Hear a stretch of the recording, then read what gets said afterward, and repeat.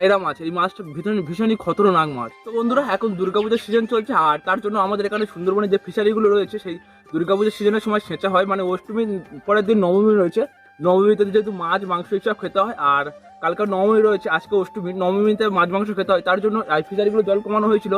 আর ফিশারিতে যেহেতু জল কমানো হয়েছে আর এখন প্রচুর পরিমাণ গরম পড়ছে, তার জন্য কিন্তু ফিশারি মাছগুলো রয়েছে সেই মাছগুলো অনেক মারা যাচ্ছে। আর সেখান থেকে আমি অনেকগুলো মাছ কুড়িয়ে এনেছি। কী কী মাছ এনেছি তোমাদেরকে দেখাচ্ছি। এই দেখতে পাচ্ছ, সেই আমাদের সুন্দরবনের বিখ্যাত পায়রা মাছ। এই মাছটা ভীষণই খতরনাক মাছ। এই মাছগুলো মারা মারা যাচ্ছিলো, আমি কুড়িয়ে নিয়ে চলে এসেছি। আর এরকম কিন্তু আমাদের এখানে অনেক মাছ রয়েছে, এই বালতিতে অনেকগুলো করে মাছ রয়েছে, তোমাদেরকে দেখাবো আর কত কি মাছ রয়েছে। তার জন্য মাছগুলোকে আমাকে ঢালতে হবে। তো বন্ধুরা দেখো, এই এতগুলো মাছ আমি কুড়িয়ে নিয়ে এসেছি, এই এত মাছ রয়েছে। আর এখানে দেখো, এই মাছটা হচ্ছে সবচেয়ে বড় পায়রাতলি মাছ, আর এটা বড় পার্সে। তো চলো, এই মাছগুলো তোমরা কে কে জানো বা কে কে চেনো, চ্যানেলটিকে সাবস্ক্রাইব করে কমেন্টে জানাবে। Bye, tata.